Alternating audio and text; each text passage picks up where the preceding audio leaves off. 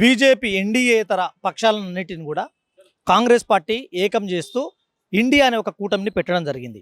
ఈ కూటమి పెట్టిన తర్వాత రాజకీయంగా పెద్ద మార్పులు రావడం జరిగింది. ఇండియా కూటమి అనే ఒక పేరుతోనే ఇవాళ బీజేపీ భయపడే పరిస్థితి ఉన్నది. మళ్ళీ దాని ఇండియాను భారత్గా మేము చేంజ్ చేస్తున్నాం. కాన్స్టిట్యూషన్లే ఉన్నది India it is a Bharat అని. కానీ ఇవాళ ఆ ఎదుర్కొనే పరిస్థితి వాళ్ళు లేరు. కాబట్టి అనేక ప్రయత్నాలు చేస్తూ ఉన్నారు. ఈ కూటమి సరి అయినది కాదు, లేదంటే అవినీతికి సపోర్ట్ చేసే రకరకాల ప్రయత్నాలు వాళ్ళు చేస్తున్నారు. కానీ వాళ్ళు ఇప్పటిదాకా ఈ దేశంలో అధికారంలోకి వచ్చిన తర్వాత ఏ సామాన్య ప్రజలకు న్యాయం జరిగిందనేది మనం ఒకసారి ప్రశ్నించుకోవాల్సిన అవసరం ఉన్నది. కాబట్టి అన్ని రాష్ట్రాలలో ఇవాళ ఇండియా కూటమి నుంచి సెమినార్లు జరుగుతున్నాయి, సదస్సులు జరుగుతున్నాయి.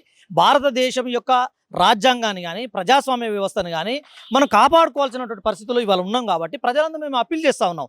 మళ్ళీ ఒకవేళ బీజేపీ వచ్చిందంటే ధరలు పెరగడమే కాదు, తర్వాత ప్రభుత్వ రంగము పూర్తిగా ప్రైవేటీకరణ జరుగుతుంది. 2 కోట్ల ఉద్యోగాలు ఇస్తామని చెప్పింది ప్రతి సంవత్సరానికి నరేంద్ర మోడీ. మరి 20 కోట్ల ఉద్యోగాలు ఇవ్వడమే కాదు,